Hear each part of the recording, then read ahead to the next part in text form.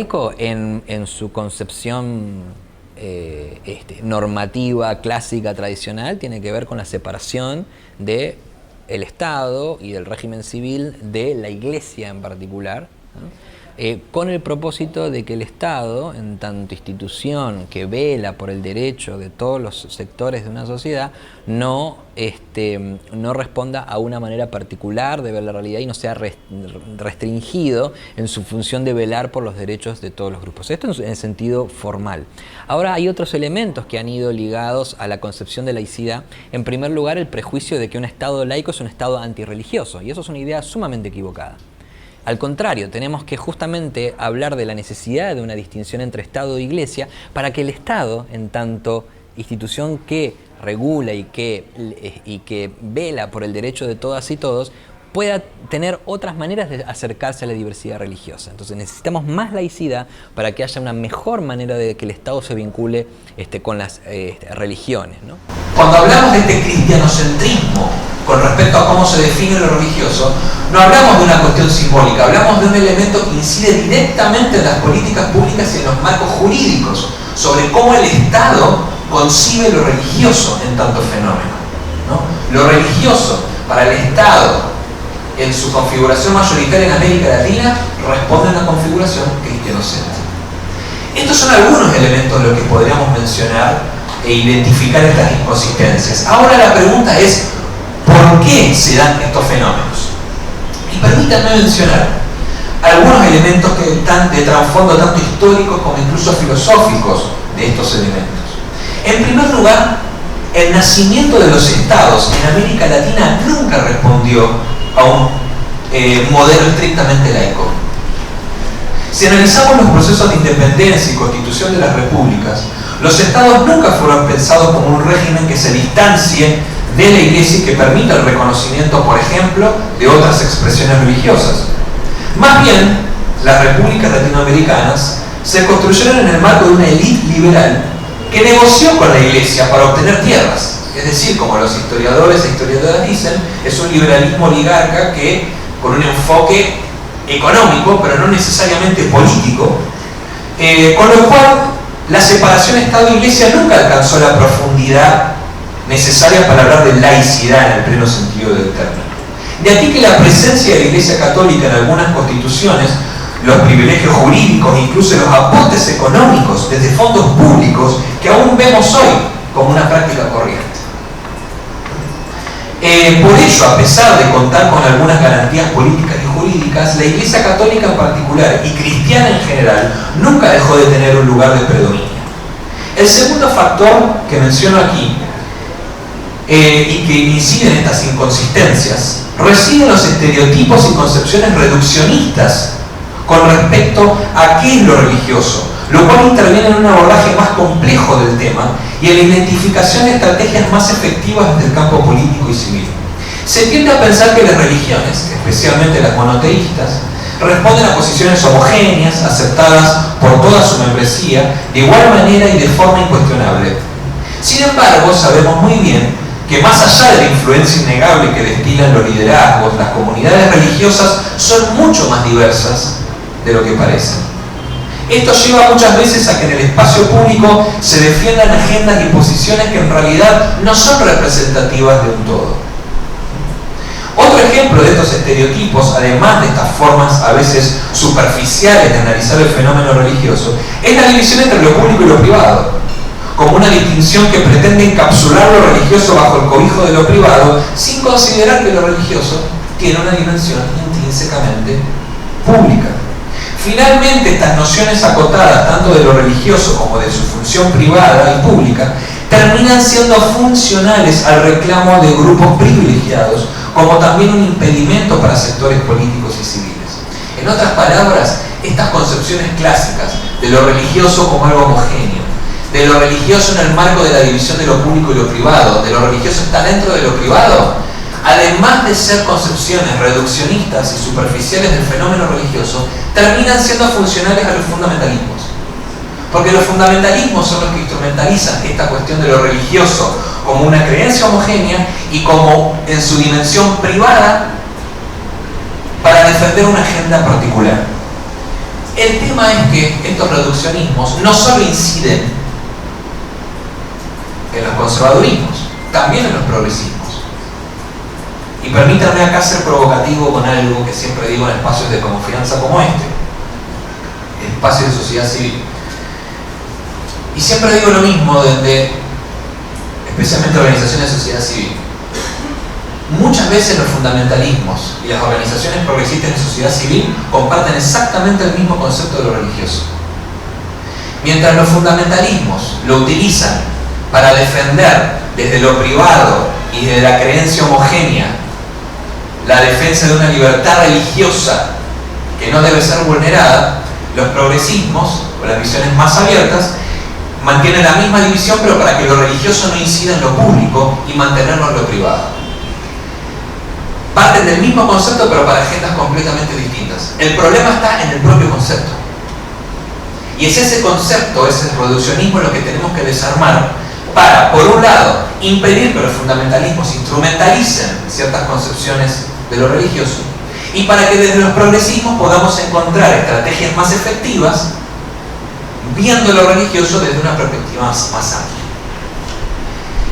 Justamente el tercer elemento tiene que ver con el predominio de una visión restrictiva de la libertad religiosa que da lugar a esta instrumentalización. Se tiende a pensar que es una libertad, la libertad religiosa es una libertad sin límites, como si por mi libertad pueda pasar por encima de otras libertades, incluso de consensos públicos, desde una mirada homogénea de lo religioso, nuevamente, como si hablar del elemento religioso de esa libertad signifique defender un sector.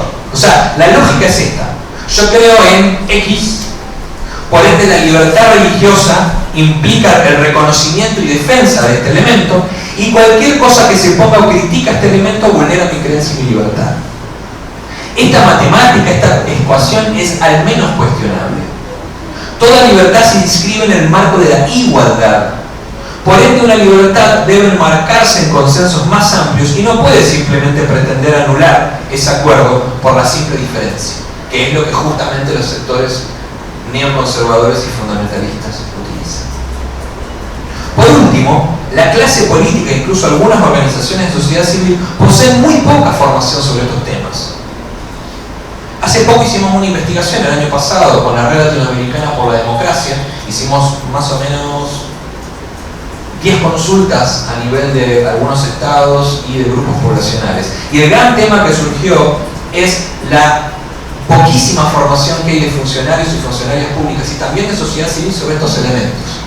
Se tiende a hablar de libertad religiosa, pero no se profundiza sobre los nuevos abordajes que hay al respecto. Se mencionan los marcos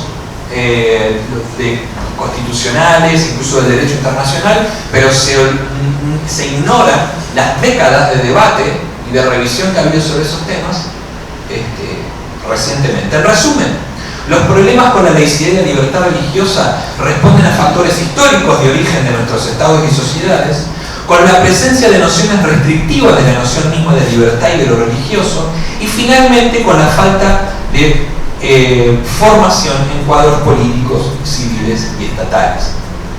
Cuando hablamos de laicidad y de libertad religiosa, entonces, no solo nos referimos a temas que tienen que ver con el régimen de separación Iglesia y Estado o el manejo de las libertades individuales. Nos referimos a categorías que hoy median entre lo religioso y lo público en diversos niveles. Por ende, estos asuntos tienen directa relación con el desarrollo y abordaje de temáticas más amplias a nivel social. Acá me gustaría pasar justamente a lo que llamo el oportunismo fundamentalista. ¿Cómo pensar el resurgimiento del fundamentalismo religioso en este contexto? Antes de avanzar, me gustaría hacer algunas precisiones con respecto al uso del término. No quiero detenerme tanto en la definición del fundamentalismo religioso en sí, ya que considero que aquí podemos encontrar algunos puntos comunes al respecto, que seguramente iremos profundizando, sino específicamente a la dimensión política del fundamentalismo y su tipo de incidencia pública.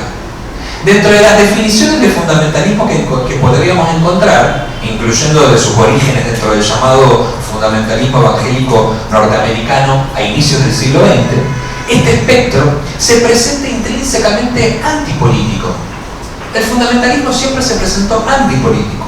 Es decir, no le interesa aportar en un ambiente democrático, ni al avance de los derechos, menos aún a participar en instancias de intercambio y diálogo, ya que el fundamentalismo parte de la premisa de la existencia de un conjunto de verdades absolutas sobre diversos campos, los cuales no tienen que ser debatidos, sino simplemente acatados. La política, en todo caso, representa el mecanismo institucional para su recepción, legitimación y promoción, pero no para su debate. De aquí la pregunta: ¿cómo es entonces que podemos hablar de la incidencia del fundamentalismo en la política? ¿No parecería un oxímoron? Podría parecer un interrogante obvio al cual responder, es decir, el fundamentalismo simplemente quiere imponerse en términos políticos tomando el control de las instancias, de las instituciones, y sus mecanismos. Sin embargo, me parece que el tema es mucho más complejo que una cuestión de toma de poder. Especialmente porque muchos grupos religiosos alineados con agendas fundamentalistas participan de diversas instancias nacionales y multilaterales desde una retórica y supuesta posición de defensa de los derechos, para una vez dentro de estos espacios enmarcar agendas contrarias. En otros términos, existen sectores políticos y religiosos que responden a una agenda fundamentalista, pero con la pretensión de participar y transformar las reglas del juego político y democrático. Me parece importante hacer esta distinción, porque el fundamentalismo se presenta antipolítico, pero instrumentaliza la política para redefinirla. Aquí me parece importante identificar tres elementos centrales. Primero, que en realidad existen sectores que podríamos denominar neoconservadores, que se diferencian tanto de los conservadores como de los grupos estrictamente fundamentalistas, que en realidad se reapropian de mecanismos de diálogo democrático y que instrumentalizan retóricas fundamentalistas, no solo para promover sus agendas, sino más bien para establecer puntos de antagonismo, sea con otros sectores o con los mismos espacios de incidencia. En otros términos, los grupos religiosos con agendas fundamentalistas en realidad se reapropian de mecanismos dentro de la democracia formal e institucional, y por otro lado utilizan las retóricas fundamentalistas con objetivos más amplios. El propósito es crear articulaciones de disenso frente a otras fuerzas políticas hegemónicas, desde donde resignificar conceptos como Estado, políticas públicas, democracia, libertad, entre otros. Fíjense los grupos libertarios que hoy se levantan, como defensores de la libertad, justamente. En segundo lugar, en línea con lo que vengo afirmando, considero que el avance de los fundamentalismos religiosos tiene directa relación con los vacíos de la misma política, en tanto cosmovisión, ideología, marco jurídico o práctica institucional. Las débiles definiciones de libertad, los abstractos sentidos de democracia, las crisis habituales en las prácticas políticas partidarias, la carencia de marcos jurídicos en términos de derechos, los problemas con la burocratización estatal e incluso la ineficacia de muchos sectores progresistas en lograr consensos más amplios, entre otros, son aspectos que abren las puertas para el ingreso de grupos fundamentalistas. Concretamente, en lo que nos incumbe en este encuentro, los sentidos restrictivos de libertad religiosa, la comprensión superficial de la relación entre lo religioso y el campo social, la falta de marcos jurídicos más democráticos en torno a la laicidad, entre otros, permite que estos sectores cobren mayor visibilidad. Y esto no solo incumbe a sectores conservadores, sino incluso a sectores liberales y progresistas. En todos estos espectros se comparten los mismos reduccionismos e imprecisiones. Y por último, conectado a lo que dije en el primer punto, hay que reconocer que la visibilización del fundamentalismo religioso va de la mano del crecimiento del fundamentalismo político, que aunque siempre ha existido, hoy toma nuevas formas, no solo desde las voces hegemónicas partidarias o activistas, sino en la misma ciudadanía. El punto anterior, perdón, ¿qué es lo que se me pasó? ¿O no? Lo dije bien. Sí, no, está bien. Por último, para terminar este punto, teniendo este marco general, estas son algunas de las estrategias que usan. ¿Cuánto me queda, Denise? Tengo.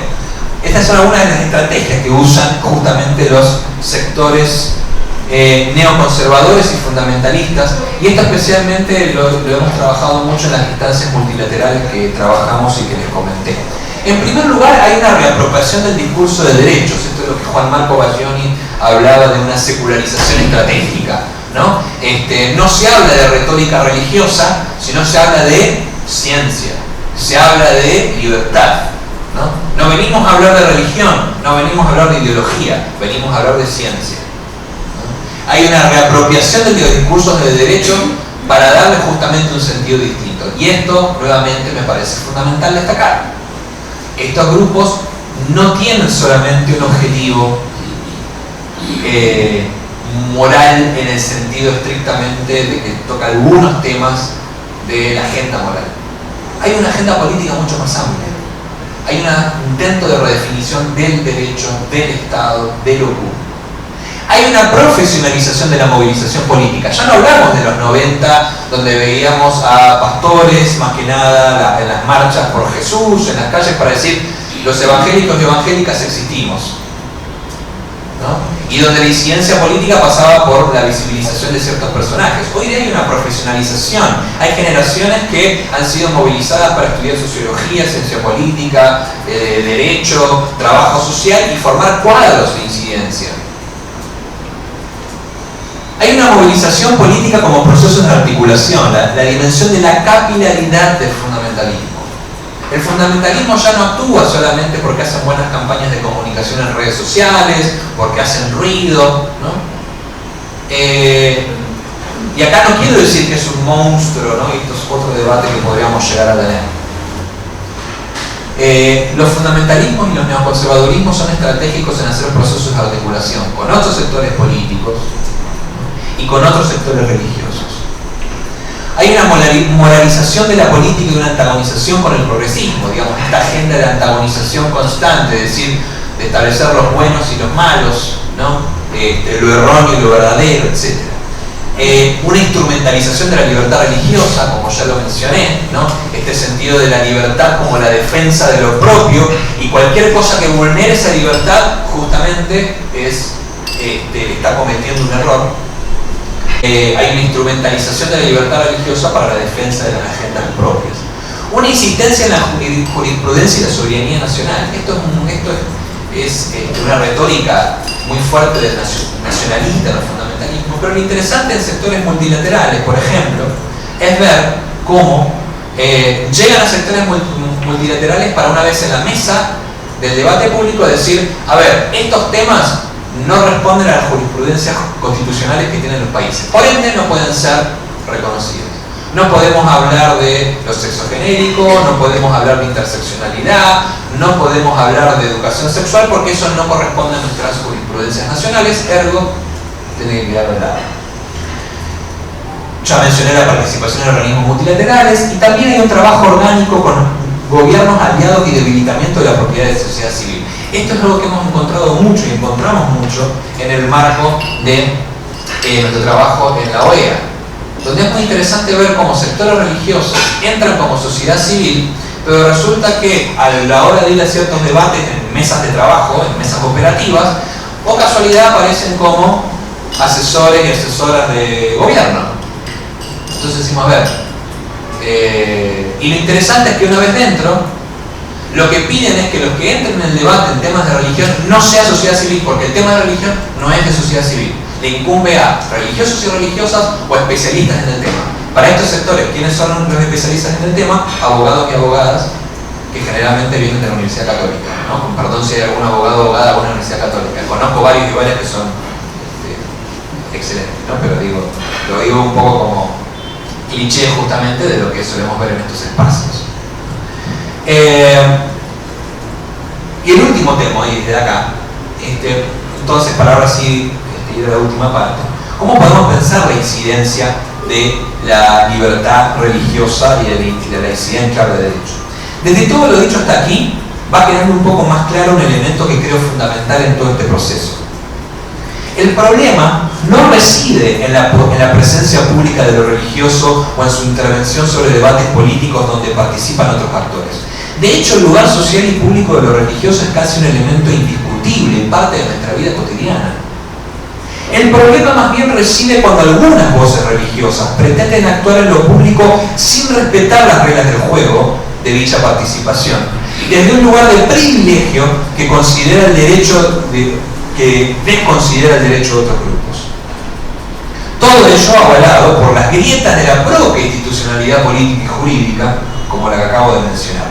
Con esto quiero invitar a ponernos en otros lugares, justamente para abordar estos problemas, donde podemos encontrar distintas reacciones. Una de las reacciones de estos lugares suele ser dejar las políticas de laicidad y libertad religiosa en manos de las voces religiosas institucionales, sin contemplar la pluralidad de organizaciones basadas en fe, de movimientos, de espacios políticos, de académicos, académicas, activistas, teólogos y teólogas, incluso espacios de sociedad civil que podrían aportar otras miradas. Otro lugar que solemos identificar es cuando algunas voces dentro del mundo político y de sociedad civil insisten en tratar el tema religioso desde la ya cuestionada dicotomía entre lo público y lo privado, planteando que lo religioso no debe tener lugar en los debates públicos y que debería ser solo asentarse en la cuestión de la libertad individual y privada. Acá permítanme ampliar un poquito esto, que suele ser a veces un temita de discusión. El tema del problema entre lo público y lo privado, ¿quiénes lo plantearon? Los feminismos, planteando que lo privado es también político. Estoy invitando a que pensemos lo mismo en clave religiosa, o desde lo religioso. ¿Por qué? En primer lugar, porque lo religioso no podemos seguir insistiendo que es algo de la vida privada. Entendamos que lo religioso tiene una dimensión intrínsecamente pública. Pero en segundo lugar, porque es más estratégico políticamente. Si seguimos insistiendo en que lo religioso tiene que quedar en la vida privada, estamos abriendo la puerta para que sean los sectores fundamentalistas los que tomen el debate público de lo religioso. Lo que tenemos que hacer es justamente entender, evidenciar y promover que sí, las religiones y las espiritualidades debaten en el espacio público. ¿Para qué? Para hacer una disputa de sentidos y una disputa discursiva en el espacio público. Para que no sean las voces de siempre las que tomen la retórica, sino para que como sociedad civil, espacios progresistas, movimientos sociales, podamos tomar también un rol en el espacio público y decir, no, esas voces no son las representativas de todo. Habemos otras voces que sí apoyamos las agendas de derecho, que sí apoyamos los movimientos feministas, que sí apoyamos los movimientos de diversidad sexual desde una mirada de fe. Pero para eso necesitamos de construir estos sentidos asentados con respecto a qué es lo religioso. De aquel lugar que les invito a tomar es el que reconoce el rol de lo religioso y su relación con lo político, pero desde una clave de derecho, democracia y pluralidad. Esto significa que el tema de lo religioso y espiritual se asume desde su importancia pública, pero desde las reglas del juego democrático sobre las dinámicas del espacio público. Es decir, las religiones y espiritualidades deben aprender a convivir, dialogar y debatir con otros sectores, sin pretender un lugar de exclusividad y verdad absoluta. Más bien deben aportar al intercambio para alcanzar consensos y respetar los acuerdos alcanzados. De aquí que la libertad religiosa no es un derecho que sirve a la defensa de lo propio por encima de lo diverso, sino como el reconocimiento de una particularidad que aporta al debate sobre demandas comunes juntos con otros actores. Como afirma Daniel Innerarity, ya no estamos en el típico combate liberal que defiende un espacio privado donde hacer lo que uno quiere, sino en el descubrimiento de hasta qué punto nuestros destinos están comprometidos para algo común que amplía y limita nuestra libertad. Y cierro cita. Para ello sirve un régimen de laicidad, para desprender al estado de posicionamientos que se adjudiquen exclusividad y abrir un espacio donde la pluralidad de expresiones sea reconocida, incluyendo las del mundo religioso y eclesial. Ahora llego hasta ahí. El impacto de las opiniones religiosas sobre temas que conciernen a toda la sociedad no puede ser evaluado solo en el marco de la posición concreta de la institución, el liderazgo oficial o su dogma. Más bien debe responder a un nivel tanto de reconocimiento de las reglas del debate público, como en segundo lugar del reconocimiento de la pluralidad del propio campo religioso. Miren, yo soy argentino pero vivo en Chile hace 8 años, ahora estamos en un gobierno progresista y de izquierda, y Y hemos trabajado como organización en abrir un poco la comprensión del propio Estado y del gobierno, perdón, sobre el tema religioso. Miren, hay una completa ignorancia sobre la pluralidad del mundo religioso en sí. Y hemos tenido grandes debates porque ellos decían, no hay que llamar a los evangélicos. 7 minutos. Pero me sobra. Hay que llamar a los grupos evangélicos. Lo primero que hay, llamemos a la Confederación a la Comunidad Evangélica de Chile, ¿no? Pero decía, a ver, hay otros grupos evangélicos. No, pero si llamamos a otro grupo evangélico podemos llegar a tener problemas y demás. Hay un desconocimiento del campo religioso, pero además hay miedo. Que eso es lo que más me llama la atención en el marco de trabajo con gobiernos, pero también de algunas embajadas, por ejemplo, en el marco de la OEA. Hay miedo al avance de sectores religiosos fundamentalistas y conservadores. Y acá permítanme también dejarles algo provocativo. Ahora estuvimos hace 2 semanas atrás en Washington en la asamblea de la OEA. Estuvimos hablando con algunos grupos, coaliciones aliadas. Y me acuerdo que estábamos preocupados por el avance de grupos conservadores en el marco de la OEA. Y una colega nos interpela y dice, pero a ver, no son mayoría. Leamos las inscripciones de sociedad civil. Son menos de 1/3. Estamos restringiendo, y acá hay algunos gobiernos que tienen miedo en abrir espacios de diálogo con sociedad civil porque no queremos permitir el avance, pero siguen siendo minoría. Fíjense cómo terminan siendo estratégicos. ¿Saben por qué? Porque hacen mucho ruido. No estoy diciendo que son una minoría que hay que dejar de lado, no. Son una minoría que hace mucho ruido y que son muy estratégicos políticamente. Pero mientras tengamos esta cuestión del miedo sobre el avance, vamos a seguir perdiendo posibilidades. No digo que ignoremos. Yo me acuerdo hace 10 años atrás, 8 años atrás, cuando empezó todo el fenómeno de Agustín Laje, que todos decían, es un loquito que anda hablando ahí por redes sociales. Fíjense a lo que llegó. Moviliza miles y miles de personas en cada país que va. Bestseller en todo lo que publica. Entonces no digo de ignorar el fenómeno, pero no nos dejemos llevar ni por dejar eso de lado, pero tampoco por el miedo que nos permita restringir instancias que hemos ganado y que tenemos que seguir manejando para ser eficaces en promover otras cosas. De acá me gustaría, para así finalizar, con algunas estrategias que podríamos tener en cuenta. En primer lugar, yo creo que frente a estos escenarios necesitamos promover articulaciones estratégicas con sectores religiosos vinculados a los derechos humanos. Hay 3 elementos comunes en el tipo de incidencia de grupos neoconservadores y fundamentalistas. En primer lugar, la articulación en colectivos más amplios. En segundo lugar, la coherencia y visibilización de posicionamientos comunes. Y en tercer lugar, presencia mediática. Como sectores progresistas deberíamos aprender a hacer esto. Exactamente esto mismo. Sin duda no contamos con los recursos que estos sectores tienen. Sin embargo, contamos con estrategias efectivas si apostamos por articularnos. Y acá permítanme contar una experiencia también, en el marco de la confianza. Venimos también intentando articularnos con diversas coaliciones afines, ¿no es cierto? Por ejemplo, en estos espacios, en el marco de algunas instancias. Por meses hemos estado intentando ponernos de acuerdo en un posicionamiento en el diálogo de sociedad civil en la OEA para decir un mensaje en común. No pudimos, a pesar de que nos reunimos no sé cuántas veces. Llegó el momento del diálogo de sociedad civil. Todas las coaliciones neoconservadoras, especialmente las religiosas, comenzaron su exposición con el mismo párrafo.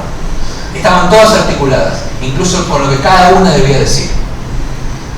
Los fundamentalismos y los neoconservadorismos saben muy bien articularse y contar discursos comunes. Los progresismos, como siempre, estamos fragmentados, cada uno con su propio mensaje. En primer lugar, sin buscar cuestiones comunes, y en segundo lugar, fragmentados con nuestros mensajes particulares, sin ser estratégicos y estratégicas en buscar algunos comunes que puedan lograr más articulación, en lugar de luchar solamente por nuestras agendas particulares. En segundo lugar, necesitamos efectivizar el principio de laicidad y la garantía de la libertad religiosa desde una noción de derecho y de pluralismo religioso. Hablar de laicidad no significa hablar de un Estado antirreligioso como se tiende a promover, Por el contrario, necesitamos la división de Iglesia y Estado para que podamos repensar desde miradas más amplias la relación entre lo religioso y lo público, desde una pluralidad mucho más allá de las voces monopólicas.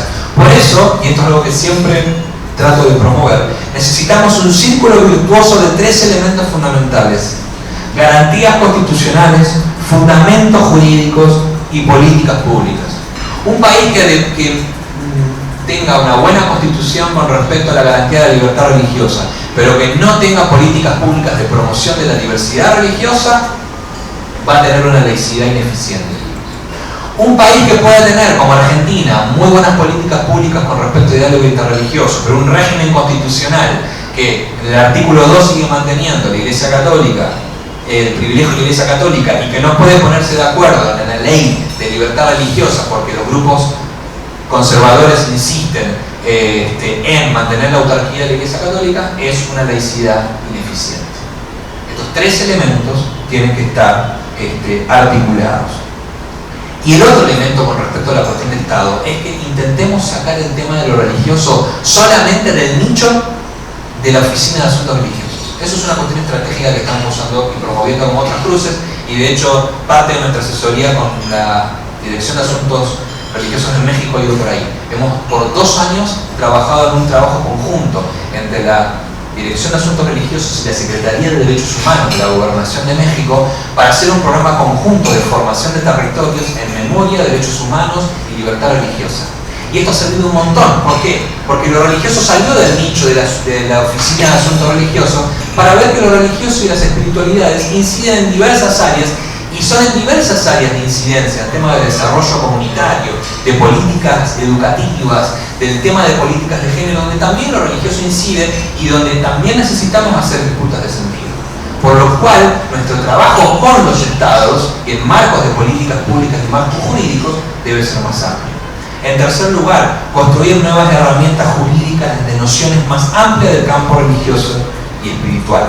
Una de nuestras estrategias de trabajo recientemente es promover el tema de la categoría de espiritualidad como categoría jurídica.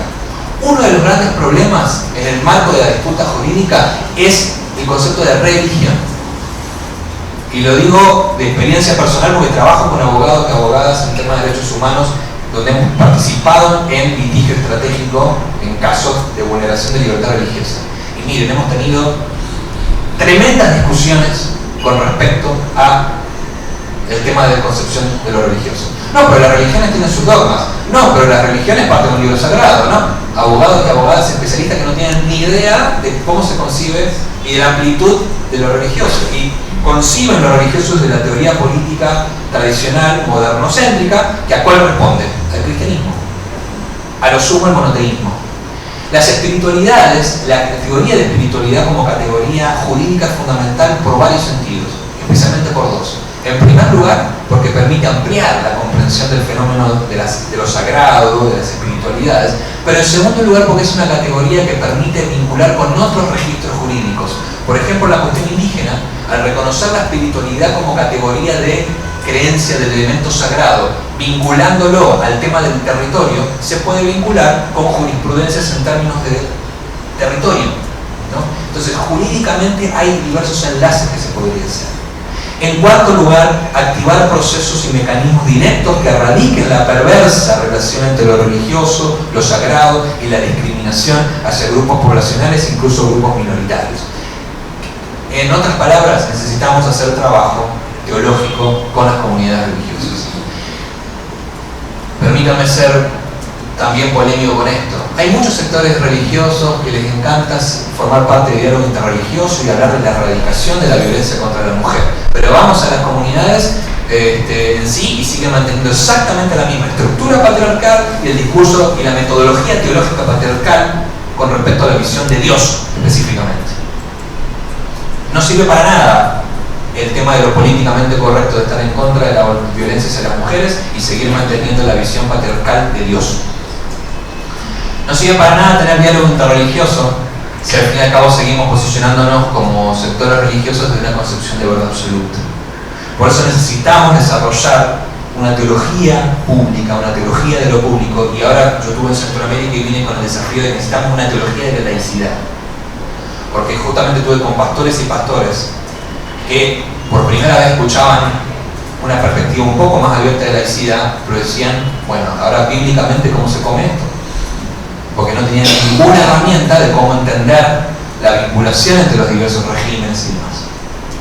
Y por último, defender la legitimidad y necesidad de espacios democráticos de liberación.